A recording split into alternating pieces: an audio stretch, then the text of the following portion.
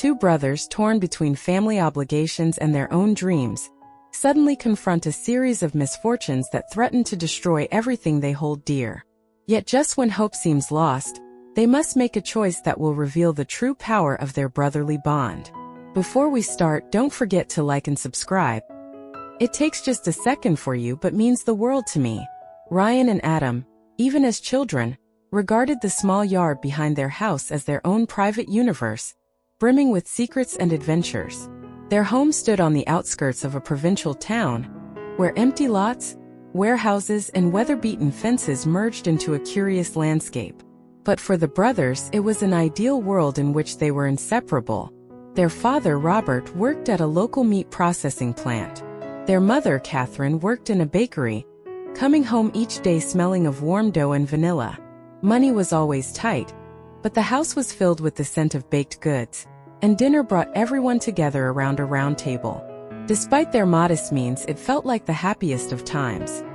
Ryan was 2 years older than Adam and assumed the role of a mentor, while Adam looked up to his brother as though he were a superhero. Adam often repeated, "I want to be as strong and brave as Ryan." In response, Ryan would just smile, inwardly pleased, but tried to hide it behind a show of seriousness. Their relationship was full of unwavering trust. If Adam got bullied at school, Ryan would show up in a flash to protect him. If Ryan struggled with a math assignment, Adam would spend hours by his side, searching through textbooks for a hint. In the evenings, the brothers played soccer in the yard or vanished into the vacant lot behind the house. They launched paper airplanes and dreamed about distant travels, where real wonders surely awaited. Whenever their parents weren't around, they set up a headquarters in an old shed, calling it Fort Evergreen. From there, they kept watch for enemies, usually the neighborhood dogs dragging old bones around the yard. On weekends, the whole family sometimes drove to a park on the far side of town. There were squirrels scurrying about, and the rides glowed with bright lights. While their father fished in a small lake, their mother spread out homemade sandwiches and cookies on a blanket, and the brothers ran around, laughing and chattering excitedly about their futures. Ryan declared he wanted to be an astronaut, while Adam would go on about building the tallest skyscraper in the world. And in their childlike certainty, there wasn't a shred of doubt that it would all come true. Occasionally, though, unsettling things happened at home. Exhausted after his shift, Robert liked to have a couple of beers, which sometimes led to heated arguments with Catherine. On such evenings, the brothers holed up in their room, with Ryan turning on a radio at a barely audible volume, hoping to drown out the raised voices through the thin walls. Adam hid under a blanket, listening to the muffled sounds of his parents' tense exchanges and hollow footsteps. Those rare moments of turmoil were enough to plant a seed of fear.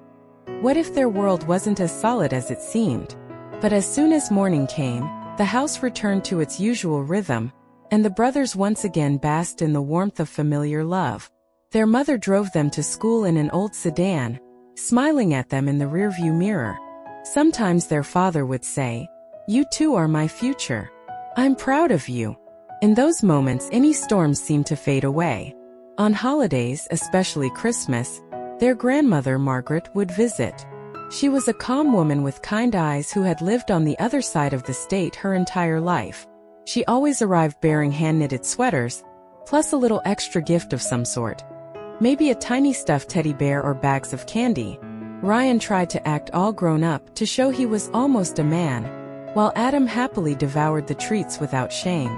In the evenings, Grandma would read them old stories from a family album, or speak about the past, when forests stretched where skyscrapers now stood.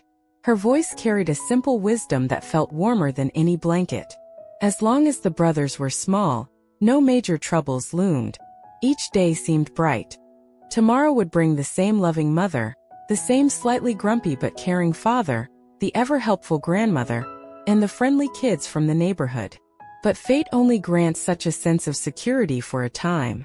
Soon enough, financial strains and pent-up resentments among the adults would burst into the open, transforming each family member's life. And first and foremost, it would affect Ryan and Adam, who believed nothing could ever sever their brotherly bond. Yet sometimes a storm breaks over a house without warning, when no one is expecting rain. Soon, the brothers would have to face a reality neither of them could have imagined. Their friendship and mutual support would undergo a severe test, and not everyone would emerge unscathed. But in those happy years, no one thought about the looming tempest. They raced around the yard on their skateboards, falling, laughing, getting back up, and starting again, truly believing that everything in life was just as simple and clear. By the time they reached the upper grades, Ryan had noticeably grown up and become even more independent. Adam, 2 years younger, still felt overshadowed by his energetic older brother but never complained. He knew Ryan would always have his back. Then one day, while Ryan was in 9th grade, their father Robert heard the news. The plant was downsizing. Late that evening, the brothers found him sitting on the couch, staring into space, while their mother, Catherine, tried to comfort him. Money had always been tight, but now it was about to run out faster than ever. Robert spent his days desperately looking for new employment and came home more dejected each night. Meanwhile, Catherine took extra shifts at the bakery, barely making it back before midnight. Little by little, their once cozy home turned into a place of constant tension, with heated voices often echoing through the night. Ryan saw how his father would lose his temper more frequently. One evening, Robert came home tipsy, slamming the front door so hard that a framed picture fell off the wall. Catherine tried to talk to him, but he just brushed her off. Adam, crouched on the stairs, listened to his father's heavy footsteps and his mother's tearful pleas. Ryan, determined, grabbed Adam by the hand and led him outside. They walked under the streetlights for a long time, sharing their fears in hushed voices. That night, both realized their once happy family life was starting to crack. The next morning, Robert announced he was leaving for another state to find work, where he hoped to get better pay on a long-term job contract.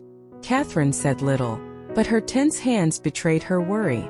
A week later, Robert packed his suitcase and was gone, leaving behind only occasional phone calls that soon became few and far between.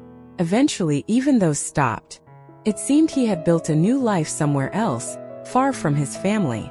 In the midst of all this, Ryan took on extra work, helping Jim, the owner of a small auto shop, by cleaning after school and hauling boxes of spare parts.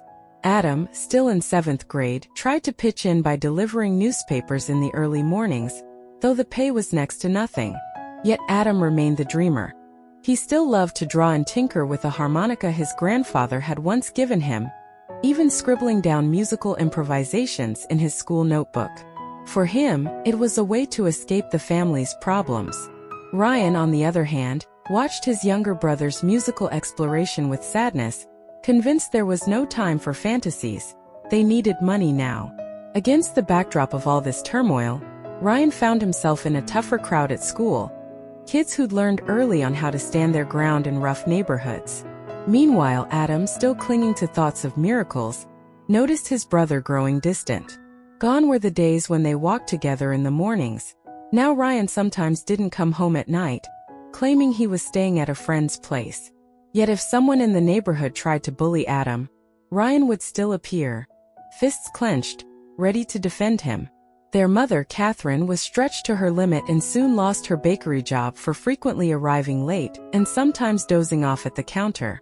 She then took a cleaning job at a local diner, but it still wasn't enough.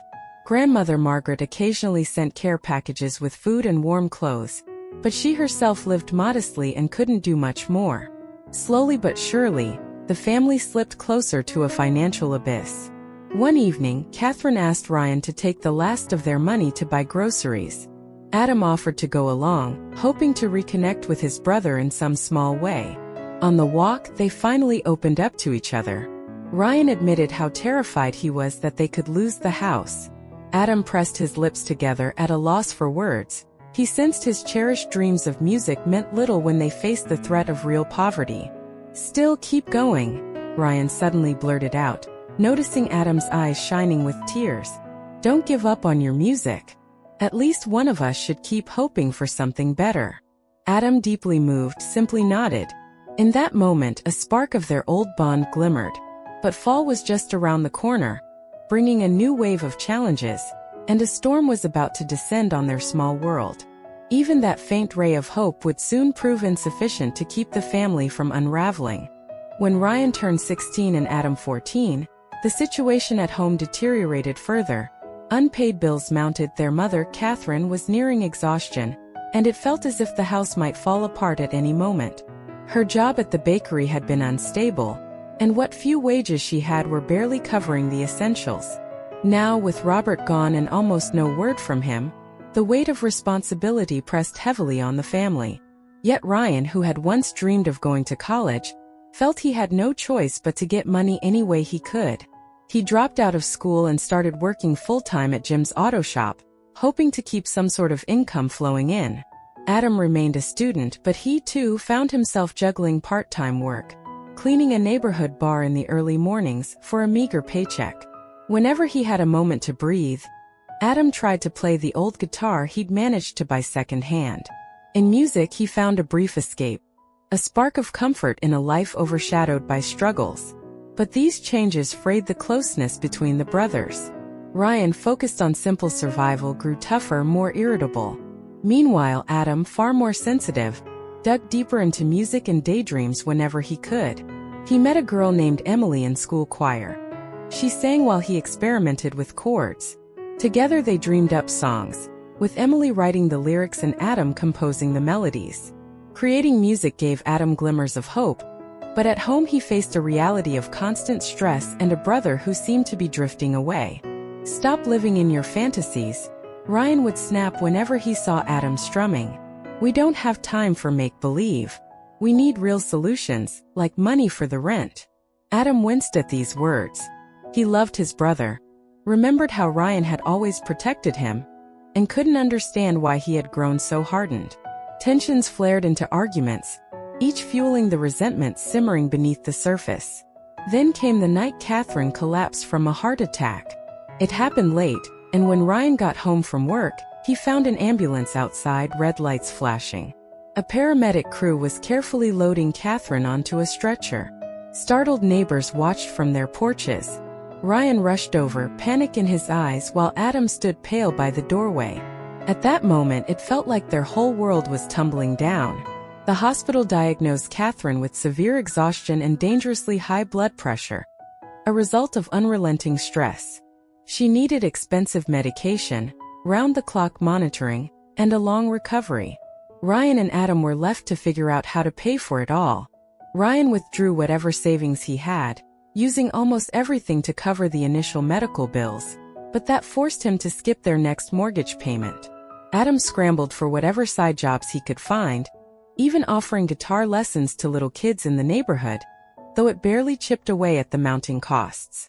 While their mother lay in a hospital bed, for lines running into her arm, doctors warned that without proper rest and medication, the risk of another heart attack was high. Ryan kept searching for a better-paying job, but with no diploma and minimal experience, no one wanted to hire him for more than minimum wage. After 12-hour shifts, he'd come home drained, snapping at Adam if he dared mention his new song or the possibility of playing music somewhere. One evening, exasperated and worn out, Ryan turned on Adam. "You want to help us survive? Or do you just want to pluck those strings? 'Cause if you're serious, you need to start acting like an adult. Dreams won't pay mom's medical bills." Adam, tears burning his eyes, fled to Emily's place. There, slumped on her couch, he bared his frustrations. "He hates that I still play music. And maybe he's right, we have no money. Who am I fooling, thinking I can be a musician?" Emily comforted him, suggesting they seek assistance from the local church or a charity group she'd heard about. But Adam shook his head bitterly. Ryan doesn't want anyone's pity. He'd never accept it. That same night, Catherine took a turn for the worse, and Ryan got a terse call from the hospital. "We're doing everything possible, but it's critical." Ryan dialed Adam, only for the call to go unanswered. 2 hours later, Adam called back, his voice trembling. Is she going to be okay?"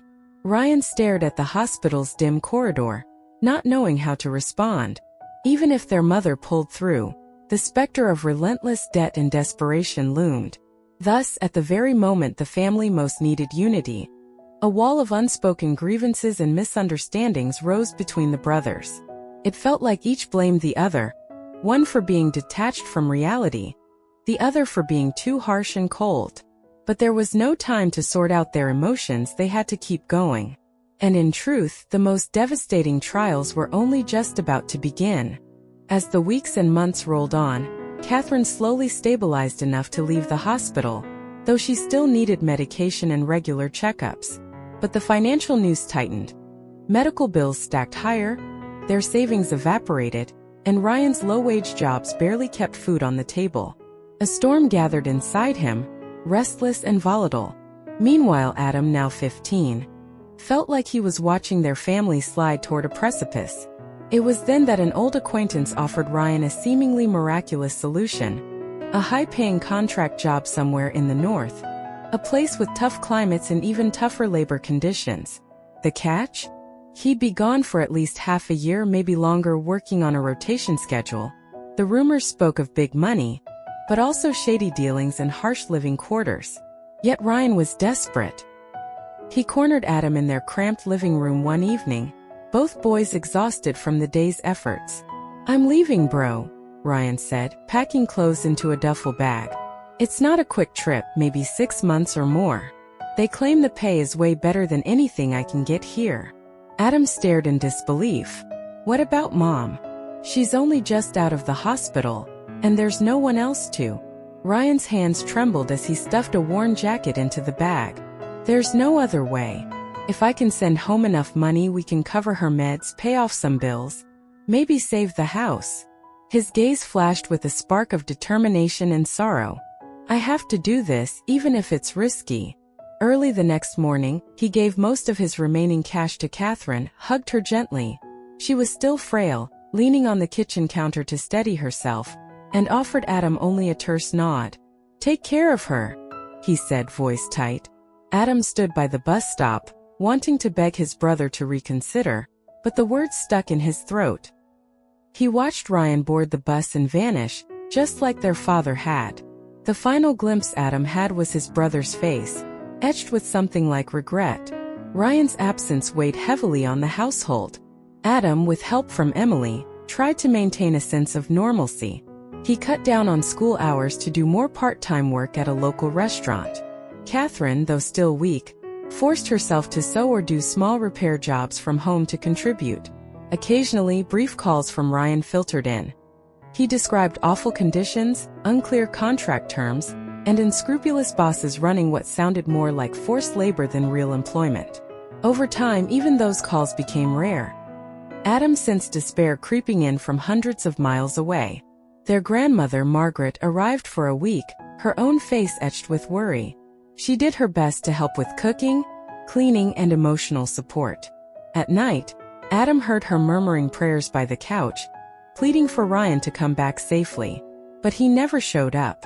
Only his sporadic text messages hinted at mounting trouble, something about missing materials, debt they want me to pay, and a contract extension I can't refuse. Each new piece of news tightened the knot in Adam's stomach, feeding his fear that Ryan might never return. Meanwhile, Adam finished high school. With the help of a teacher who noticed his talent, he secured a spot in a local music program at a nearby college. He sometimes wondered if Ryan would have approved. Back when they were close, Ryan had shown moments of pride in Adam's passion for music. But in recent years, it felt like they belonged to separate worlds, both trapped by the same cycle of poverty and hopelessness. One night, as Adam lay in bed, staring at a ceiling stained from a leaky roof they couldn't afford to fix, he realized something had to change. If Ryan was truly stuck and couldn't come home, Adam could at least go find him and maybe help. But what could a teenage musician really do against corrupt bosses and harsh labor practices? He wrestled with conflicting thoughts. To stay and care for Catherine, or to risk everything on a trip that might end in disaster. He still remembered the day their father left, traveling on a similar promise of easy money. "And look what happened," Adam muttered under his breath. Robert had never returned, or if he had, no one had heard. Yet Ryan wasn't their father. Adam was certain of that. Ryan had always shielded him from bullies, taught him to stand up for himself, and might have done the same for the family if their mother hadn't needed so much support. Adam's heart clenched with guilt. Maybe it was time for him to rescue his brother. So life trudged on for Adam and Catherine, part jobs, a battered old car that barely ran, and a mailbox overflowing with bills and final notices. But an even harsher storm was brewing, one that would sweep them up in events beyond anything they had ever faced. Fate was steering them toward a new intersection of tragedy, forcing the brothers to confront the ultimate question. Would they unite again, or would they be torn apart forever, severing the bond that had once been so strong? And fate often strikes at the worst possible moment, like a lightning bolt on a clear day. For Adam, the next chain of events would be both terrifying and transformative, pushing him to test the very limits of brotherhood and family. Months had passed since Ryan's departure, and the meager updates he sent only deepened Adam's worries. From what little Adam could glean, Ryan was trapped in a remote camp under harsh and morally gray conditions. Long hours, dangerous labor, and looming threats from those in charge. Every message crackled with desperation. They expect me to cover losses that aren't even my fault. If I refuse, they'll lay blame on me for stolen supplies. I'm in over my head. Adam found himself in a constant state of dread. He balanced school, looking after Catherine, and saving every penny he could by working at a local restaurant. His music began to fade into the background. Even Emily noticed the light in him growing dim. One late afternoon, after an exhausting shift, Adam sat in the back room of the diner with Emily, his head in his hands. "I can't just do nothing," he muttered. "Ryan's in trouble, and if these people are as bad as he says, he might not make it out." Emily placed a gentle hand on his arm. "Then go to him," she said, her voice soft but resolute. "If he can't leave, maybe you can help him find a way out." Adam looked up, eyes wet. "But what about Mom? She's still recovering, and we can hardly pay rent." Emily's gaze was steady. "Your mother has said she wants you both safe. If Ryan can't return home, you may have to find him yourself." Over the next few days, Adam wrestled with the decision. He sold his cheap guitar, the one he had treasured, for just enough cash to buy a one-way bus ticket. With that, he quietly packed a small bag, leaving most of his savings for Catherine to manage household bills. He told her he would only be gone a little while, hoping to reassure her. Though tears welled in her eyes, she nodded bravely. "I wish I could do more," she said. "Be careful, son." Armed with nothing but determination and the address of a distant station near the place Ryan had mentioned, Adam set off on a journey that lasted nearly 2 days. He traveled first by bus, then by train, venturing further north into a cold, industrial region cloaked in gray skies. Tall cranes and dilapidated buildings overshadowed the horizon, and the raw chill in the air hinted at the harsh life that awaited. At the final stop, a bleak station lined with broken concrete, Adam discovered the camp where Ryan allegedly worked wasn't in town but another hour away, accessible only by the company's shuttle. Exhausted and out of options, Adam wandered around, asking about his brother by name. He faced mostly suspicious glares or apathy. At last, a man in a work uniform noticed Adam's desperation. "You looking for Ryan Clark?" the man asked, prompting a spark of hope in Adam's tired eyes. "He's out at the Raven Point site. It's pretty grim there." "Adam Sudalovet. Can you take me?" The man hesitated. "I'm heading back in a company truck, but it's restricted. So, I've got kids your age. Hop in. I can't promise a warm welcome though." The truck rumbled along a rough road, passing lines of barbed wire fences and rows of weather-worn barracks. When they finally stopped, the man warned him, "Be careful. The bosses here don't like strangers." Adam got out, clutching his small bag. He walked between rows of cramped huts, the muddy ground sucking at his shoes. Then he spotted a figure leaning against a corrugated metal wall. Thinner than he remembered, face gaunt, but still unmistakably Ryan. For a moment neither spoke, stunned at each other's presence. Ryan wore a haunted look, part anger, part relief. Why are you here?" Ryan's voice trembled with disbelief. "You shouldn't have come. This place, these people." Adam set his bag down. "I couldn't just stay home and wait while you were trapped. If you can't leave, I'll help you find a way." Ryan closed his eyes, rubbing his temples. He looked like a man on the edge of collapse. "You don't get it," he whispered. They're making me pay for stuff I never took. If I try to run, I'll be arrested for theft. They can do that here." Adam's chest tightened with fear for his brother, but a spark of resolve flickered in him. He recalled how Ryan had once been his fearless protector. Now it was Adam's turn. If it meant taking on the entire corrupt system behind this camp, then so be it. Sometime later, as a cold wind whipped across the makeshift compound, Adam and Ryan huddled behind the barracks, talking in hushed tones. Adam explained his plan. Get messages to the outside world, to a lawyer, to anyone who would listen. Ryan shook his head, saying it was too dangerous. Still, Adam felt he had no choice. How else could he save his brother? Out in the yard, the wind howled, and a rusty metal awning creaked, as though nature itself was mourning the fate of those cornered by life. Yet Adam felt a surge of resolve rising within him. At all costs, he would pull his brother from this trap, even if it meant plunging himself into trouble. And somewhere deep inside, hope flickered that together they could overcome it all, just as they once had in childhood. Early the next morning, Adam woke on a creaky cot inside Ryan's cramped barack, his arm numb from a fitful night. Thin rays of pale northern light filtered through the single tiny window. Ryan was already up, staring at the door with eyes red from lack of sleep. "They do roll call at dawn," Ryan whispered. "If they see you, there'll be questions." Adam nodded, anxiety knotting his stomach. Still, he refused to hide like a fugitive. If he meant to help his brother, he'd have to see exactly what went on here. Together they stepped out into the cold morning, where a handful of weary workers lined up outside a makeshift office. Some shot suspicious glances at Adam. Others hardly seemed to notice. A sour-faced foreman, a stocky man with a clipboard, barked orders, his tone laced with contempt. "Clark," he snapped when Ryan's name came up. "You're on cargo duty again. And who's this?" His glare shifted to Adam. Ryan gritted his teeth. "He's family, sir. Just visiting. He'll be gone soon." The foreman's expression darkened. "This isn't a hotel, kid. Stick your nose where it doesn't belong, and you'll regret it." Then he checked something off his list. "Clark, move." Ryan shot Adam a look that said, "Don't start trouble."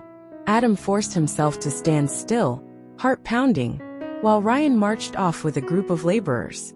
Once they were gone, Adam began exploring the camp, careful to keep to the sidelines. He saw rows of rusted containers, heavy equipment, and watchful guards pacing on the perimeter. It felt more like a prison than a workplace. By midday, Adam managed to slip by the foreman's trailer and overheard a snippet of conversation. Words like stolen goods and pinned on Clark pricked his ears. Someone seemed to be planning to hang the blame for missing supplies on Ryan, ensuring he remained indebted and compliant. Adam's pulse quickened. He needed to warn his brother. In the late afternoon, Ryan finally emerged, his clothes smeared with dirt and grease.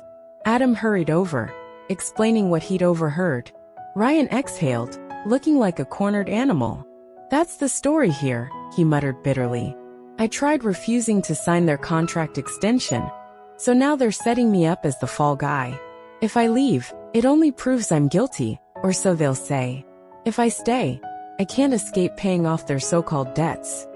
Adam clenched his fists. "We'll expose them. There has to be someone outside who can investigate." Ryan shook his head. "We're in the middle of nowhere. And even if we get someone's attention, they have ways of covering their tracks." He looked away for a moment, eyes full of shame. "I hate that you're here, risking yourself." That evening, they found a spot behind a shed to talk freely without prying ears. Adam insisted they contact Catherine or Emily, or some advocate who could rally help. Ryan argued it would only drag them all into deeper danger. Their voices rose, echoing around the deserted corner of the camp. Suddenly, a man stepped out of the shadows, tall, thick-set, with a twisted smile. Ryan stiffened. "This is Ron," he hissed under his breath. "One of the enforcers." Ron eyed Adam with disdain. Well, the younger Clark. "Thought I saw a new face around here." His tone dripped with menace. "You want to go snooping into camp business? Bad idea." Ryan tried to step between them. "Leave him out of this." Ron shrugged. We'll see about that. You're already on thin ice, Clark. Don't make it worse for both of you. He walked away, his laughter hanging ominously in the air. Adam's heart hammered. He knows who I am, he said, voice trembling. Ryan sighed, resigned. That means they'll watch every move you make. The following morning, the tension was palpable. Workers rushed through their routines, heads down, avoiding each other's gaze. News had spread that some equipment and supplies had gone missing from a nearby warehouse. Rumors pointed to sabotage, or maybe just an inside deal gone sour. Adam sensed the entire camp was on edge, bracing for a scapegoat. By nightfall, a piercing whistle tore through the quiet. Shouts erupted. Fire! The warehouse behind the barracks was ablaze, flames licking at the dark sky. Panic seized the camp as men scrambled for extinguishers and hoses. In the chaos, Adam spotted Ron and the foreman shouting orders. Then he saw Ryan coughing from the smoke, trying to help contain the blaze. The look on Ryan's face spelled out pure dread. They managed to douse the flames after about an hour, but not before extensive damage was done. The foreman stormed around demanding answers. The workers all knew someone would be blamed, and suspicion quickly fell on Ryan, who had just the right combination of motivation and debt to make a perfect culprit. Adam trembled as he watched officials with flashlights start questioning people in tense, hushed voices. The moment rumors reached security, a whole group of men with glaring flashlights appeared outside the barracks. In the glare of those bright beams, and the thud of heavy footsteps, the brothers' fate veered into its darkest turn. A cacophony of shouts and harsh orders echoed across the camp as the flashlights darted around the barracks. Adam and Ryan stumbled outside, coughing on the lingering smoke, to find themselves surrounded. Ron and a couple of burly enforcers stepped forward, their faces lit by a stark glare. So here's our prime suspect, Ron sneered, nodding at Ryan. First, you don't pay your debts. Then the warehouse goes up in flames. Too convenient, don't you think? Ryan raised his hands defensively. I had nothing to do with that fire. I was helping put it out. Right, Ron drawled, his tone thick with sarcasm. And this kid here? He jerked his chin at Adam. Another do-gooder? Adam's pulse thundered. He wanted to defend Ryan, to shout that they were being framed, but he knew these men wouldn't listen. Instead, he felt the weight of Ron's stare, cold and vengeful. If they resisted, it might only justify a violent response. Before either brother could respond, headlights flared at the far side of the yard, revealing a dark SUV that screeched to a halt. A tall man in his 40s climbed out, accompanied by a woman in her early 50s, her gaze raking over the scene. Adam blinked, heart leaping into his throat. It was Catherine, their mother, looking pale and determined. Next to her stood a lawyer friend, a man named Jeff Crane, whom she'd hastily contacted for help. Chaos seized the moment. Workers craned their necks, half in awe that an outsider, and apparently the brother's mother, had dared enter this hostile territory. Ron and his men tensed visibly. Catherine crossed the distance, stepping between Ryan and the enforcers. Touch my son, and I'll have you dragged into court, she spat, anger burning in her eyes. Though physically weak, she radiated a protective fury Adam had only glimpsed a few times before. Jeff Crane flashed a badge and a stack of legal documents. We have grounds to remove Ryan Clark from these premises pending an investigation, he declared. Any attempt to detain him further is illegal. Ron scowled, the veins at his temple bulging. He muttered something under his breath, but with a half glance at the lawyer's papers, he realized the risk. Turning to the foreman, Ron murmured, "We can't afford an outside probe right now. Bosses wouldn't like that." The foreman hesitated, glaring at Ryan, but clearly he too realized the threat of legal blowback. After a moment's tense silence, he barked, "Fine. But don't think we won't file charges." He gestured for his men to stand down, though the anger in his eyes promised future trouble. Adam exhaled a shaky breath as Ryan, chest heaving, staggered up to Catherine. She pulled him into a fierce hug, tears glistening in her exhausted face. The entire camp seemed to stand still. For a moment, neither brother could speak. Then, under the flicker of headlights, Ryan let out a choked whisper. "Mom, I'm sorry." Catherine only shook her head, hugging him tighter. No, it's going to be all right. We'll fix this." Within minutes, Jeff Crane ushered the family into the waiting SUV. Ron and the foreman hung back, exchanging dark looks as the brothers left. Inside the vehicle, Adam noticed how frail Catherine appeared. Her hands trembled, and her eyes were rimmed with fatigue. The SUV threaded through the camp's gates, leaving behind flickering shadows and the towering skeletons of half-built structures. Once they were on the open road, Adam finally found his voice. "Mom, you could have gotten hurt," he managed. "What if they had?" She cut him off gently. "I'm your mother. My health, that's secondary. I couldn't let both of you be swallowed by that place." Ryan sat hunched in the corner, stare fixed on the dark horizon rushing past. Eventually, he turned to her, voice tight with emotion. "I was scared to call for help. I thought I'd only make things worse for everyone." A ghost of a smile flickered on Catherine's lips, though sadness welled in her eyes. "You're my son. I'd do anything to save you, Ryan." They drove through the night, stopping briefly for gas and a moment's respite. Adam and Catherine hovered outside the car, while Ryan spoke with Jeff Crane about the contract he'd signed and the accusations piling up against him. Though the lawyer seemed confident he could at least keep Ryan out of jail, the specter of legal battles, debts, and intimidation from the camp's backers loomed. Around 3 in the morning, they pulled into a small motel off the highway. The clerk gave them a pair of cheap rooms. Catherine, on the verge of collapse, went to lie down, while Adam lingered with Ryan in the dim hallway. Both sank onto a battered bench, too drained for much conversation. "I'm sorry, little brother," Ryan whispered, his voice trembling. "You were right to come for me. I just couldn't see a way out." Adam swallowed hard, fighting tears. "We found one," he said, placing a hand on Ryan's shoulder. "We'll deal with the rest together." Later that night, when everyone else was asleep, Adam stepped out onto the motel porch and looked up at the night sky.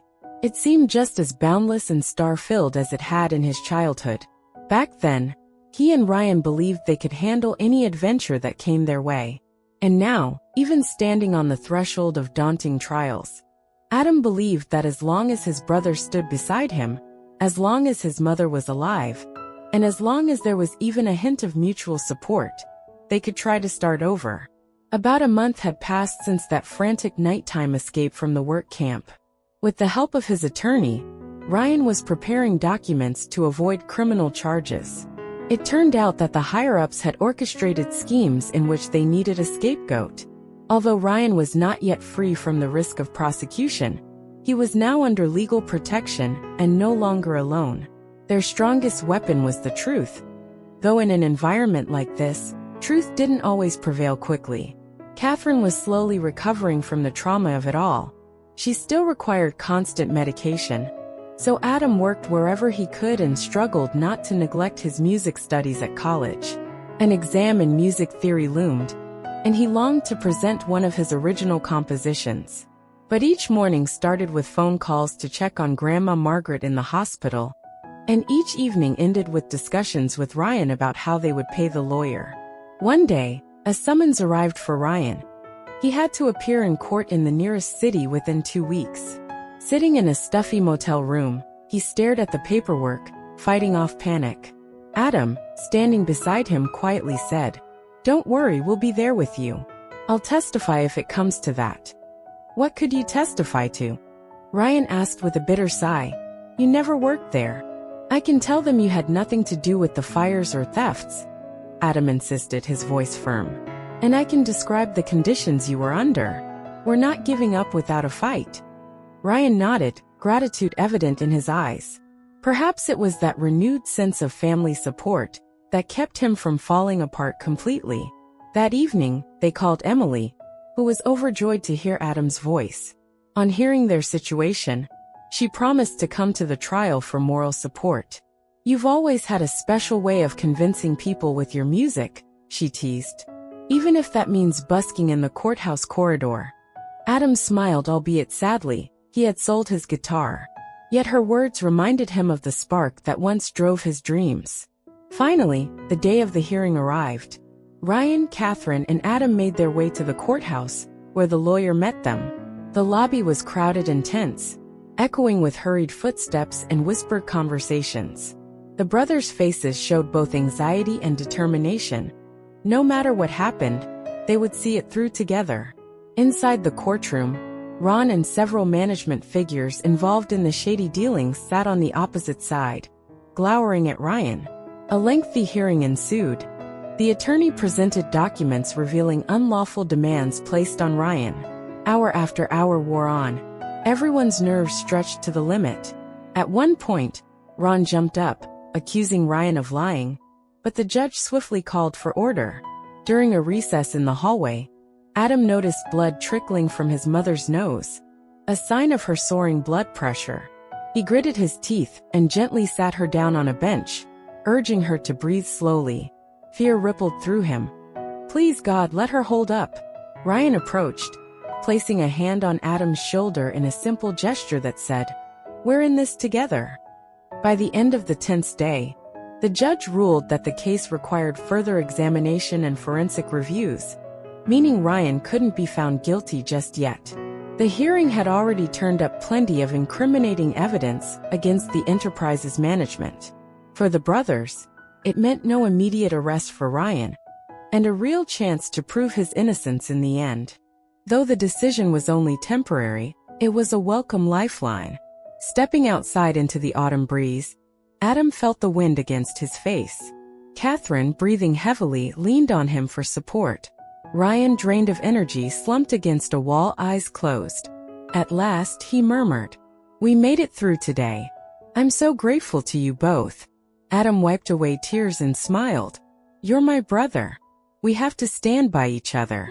They walked slowly to the car, where the lawyer awaited them to discuss the next steps. Adam's heart pounded with both fear of the unknown and overwhelming relief that fate had returned Ryan to them before tragedy struck. Yes, there were still trials ahead, court battles, legal fees, Catherine's health, and Grandma's continued care. But the brothers, once torn apart by life's hardships, were finally side by side. Late that evening, the family settled into a small rented apartment. Ryan asked to borrow Adam's phone for a few minutes. Surprised, Adam handed it over. Ryan stepped outside, and when he returned about 20 minutes later, his face looked both anxious and bright.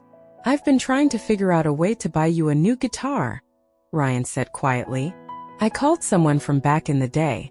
I've still got a bit of money saved from the job site." Adam gave a confused smile, feeling for the first time that his brother was truly supportive of his music. They embraced without another word. Both understood that genuine reconciliation didn't come from talk alone. It came from real actions that showed you valued the other's dreams. Adam remembered how, as a kid, Ryan had once built a wooden model spaceship to cheer him up. Now, after all the hardship, Ryan was planning another surprise, promising to help Adam find his way back to music. That night felt like the first peaceful one in many months for them both. Outside, the sound of passing cars whispered through the windows. Somewhere a leaky faucet dripped, and Catherine tossed restlessly on a folding bed. Yet none of it seemed scary anymore. Because, despite all the turmoil, the brothers were together. And as they held one another close, each felt something new awaken inside. The certainty that they could overcome anything, as long as they had their family by their side.